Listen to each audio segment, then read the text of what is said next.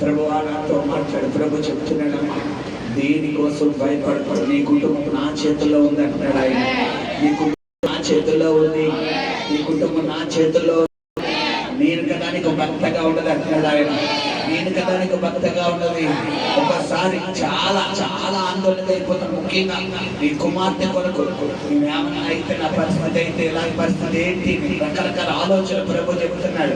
దేనికోసం చింతించకు, నీకు దీర్ఘాయుష్షు ఇచ్చి ఉన్నాను అన్నాడు ఆయన. దీర్ఘాయుష్షు ఇచ్చి ఉన్నాను. ఏ తెగులు నీ గుడారంలో సమీపించదు.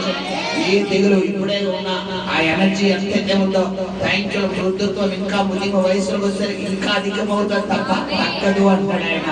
ఇంకా అధికమవుతుంది తప్ప తగ్గదు అంటాడు ఆయన. అధిక బలాన్ని ఇవ్వబోతున్నాడు, అధిక బలాన్ని ఇవ్వబోతున్నాడు. Thank you lord. ఇప్పుడే ఆ మధ్య భాగంలో ఆ మోకాల్లో ఉన్న బలహీనత మొత్తం తొలగిపోవుడుగా, తొలగిపోవుడుగా, తొలగిపోవుడుగా, తొలగిపోవుడుగా. Thank you Jesus. హల్లెలూయా. స్తోత్రం నాయనా. దినమంతా నీ కృపతో